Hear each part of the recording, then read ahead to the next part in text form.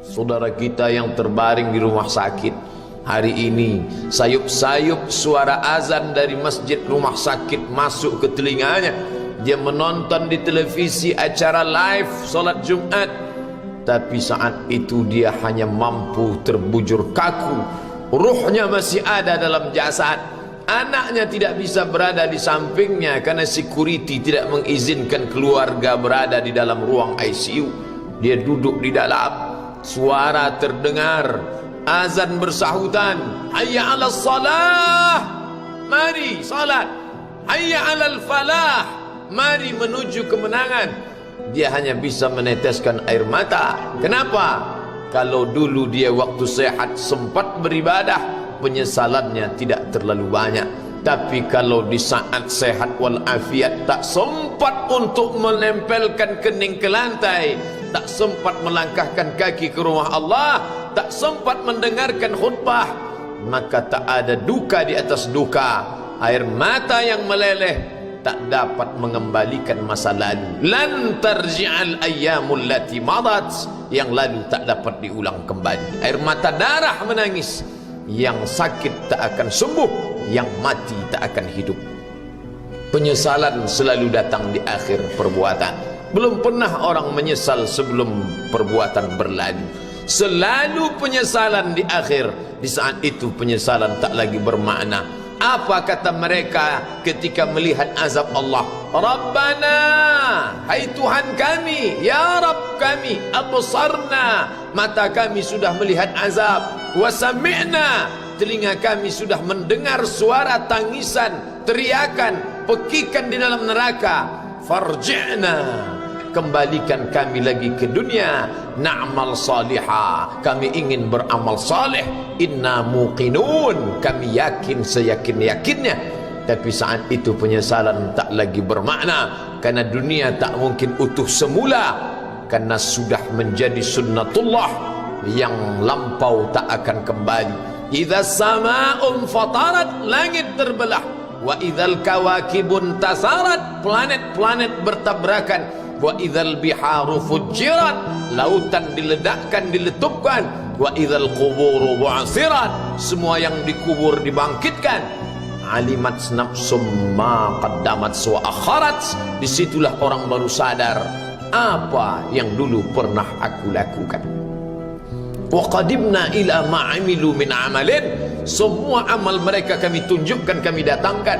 Ini amalmu, ini infakmu, ini wakafmu, ini sedekahmu, ini salawatmu, ini bacaan Qur'anmu, ini zikirmu. Tersenyum mata melihat amal. Faman ya'mal mithqala dzarratin khairan yarah. Tapi jangan lupa, apakah yang dosa-dosa itu dilupakan begitu saja? Yang buruk pun akan nampak juga.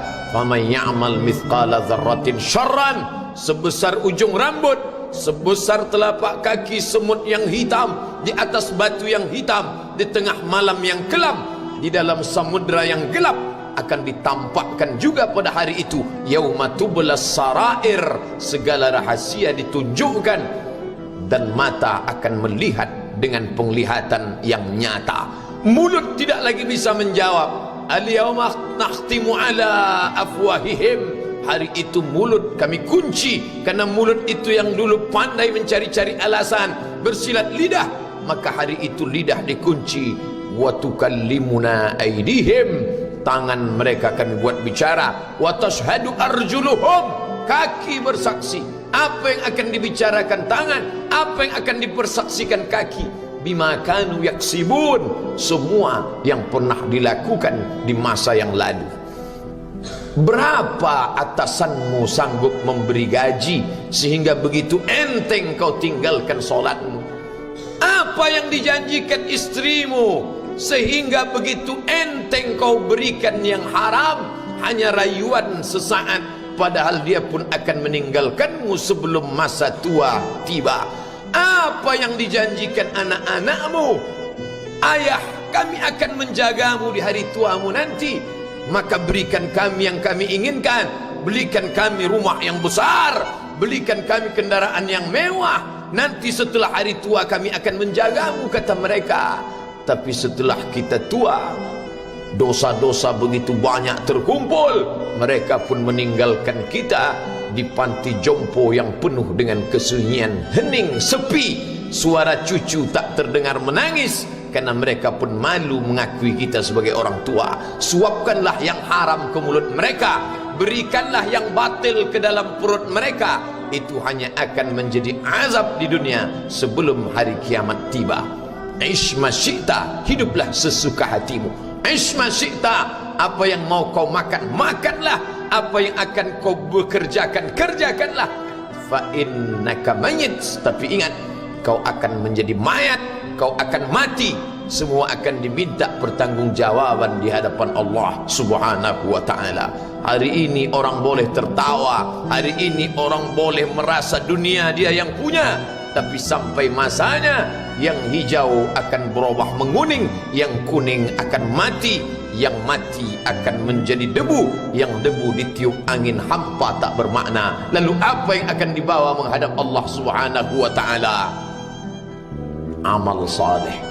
Kalau pernahlah mulut itu membaca sepotong dua potong ayat sebelum berangkat bekerja, kalau sempatlah masuk ke kamar mandi mengambil air wudhu, solat sunat duha sebelum berangkat bekerja, kalau sempatlah ketika duduk dalam suasana santai membuka iPad lalu dibuka Quran digital sambil melihat beberapa ayat merenungkan maknanya, mengingat mati, kalau sempatlah mulut mengucapkan subhanallah wa bihamdihi subhanallahil azim, kalau sempatlah anak istri dibawa ke masjid iktikaf mendengarkan pengajian, kalau sempatlah beberapa persen dari pendapatan itu dilimpahkan ke rumah anak yatim panti jompo masjid, kalau sempatlah beberapa meter tanah dibeli untuk pembebasan mendirikan rumah Allah, kalau sempat memberikan beberapa karpet untuk rumah yang selalu ditinggalkan, kalau sempatlah membelikan beberapa kilo beras untuk yatim piatu dan panti jompo,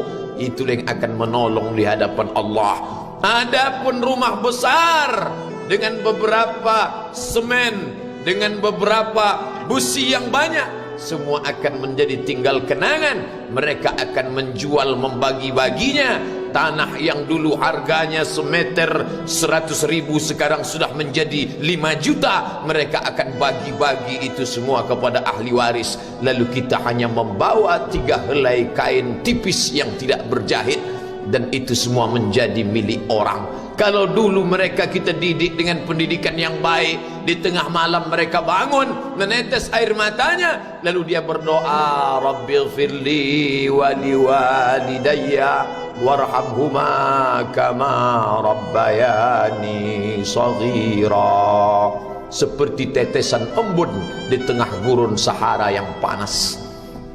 Kalau sempatlah mereka berdoa, Allahumma ighfir lahu warhamhu wa'afihi wa'fu anhu, maka mengalirlah air yang sejuk ke tenggorokan yang kering.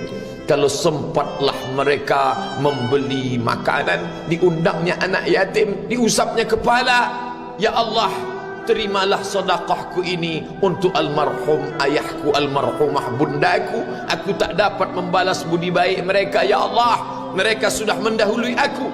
Maka akan mengalirlah itu sebagai perlipur lara di tengah alam barzakh sementara kiamat tiba. Tapi kalau mereka hanya dididik dengan keduniawian, dididik dengan kemewahan, disumbat mereka dengan materi, tak pernah diingatkan pada mati.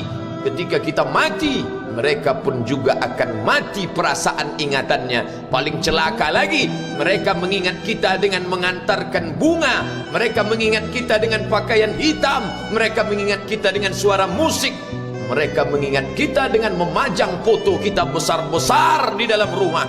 Dan itu hanya menjadi penghalang rahmat Allah turun, tidak berkesan sedikit pun. Mereka sedang menyangka kalau dinyanyikanlah lagu kesenangan kita, terobat rindu hatinya. Kalau dipajangnya foto kita, dilingkarkannya karangan bunga, puas rindunya. Padahal itu tidak membuat pengaruh apapun kepada kita di alam barzakh. Maka sayang, buatlah sayang yang mengingatkan sesudah mati. Kalau rindu, buatlah kerinduan yang membuat dia akan tetap mengalir sebagai satu amal sesudah kematian. Idza matal insan, kalau manusia mati, inqata'a, dulu rajin membaca Quran berhenti, dulu rajin salat tahajud berhenti, dulu rajin menghatamkan segala yang baik-baik berhenti. Tapi ada yang tetap mengalir. Di antara yang mengalir itu adalah shadaqatun jariyah. Sempat membelikan beberapa bungkus nasi, nampak orang tua di panti jompo menyuap nasi itu, menggeletar tangan mereka karena usia lanjut, menetes air mata. Kita bukan sedang melihat orang tua, kita bukan sedang melihat orang lain, saat itu kita sedang melihat potret diri kita 30 tahun yang akan datang. Di mana aku 30 tahun akan datang? Surga, kenikmatan yang luar biasa, tapi dia tidak akan dimasuki oleh orang yang biasa-biasa. Solat biasa, baca Quran biasa, zikir biasa, untuk mendapatkan yang luar biasa, maka itu bukan perimbangan ibadah yang fair. Hanya dengan solat wajib biasa, hanya dengan baca Quran biasa, hanya dengan zikir biasa, hanya dengan sedekah biasa, berharap akan masuk ke dalam surga yang luar biasa, maka sungguh bukan suatu perimbangan perniagaan yang seimbang antara makhluk dengan Khalik Allah Subhanahu wa ta'ala. Khutbah Jumat ini kembali mengingat kita, mengajak merenung bersama. Kita ini mau kemana? Di sini untuk apa? Yang kita bawa menghadap Allah itu apa? Apakah nama, jabatan, kebesaran, harta benda ikut menghadap Allah? Tidak. Dia akan tinggal menjadi puing-puing kenangan.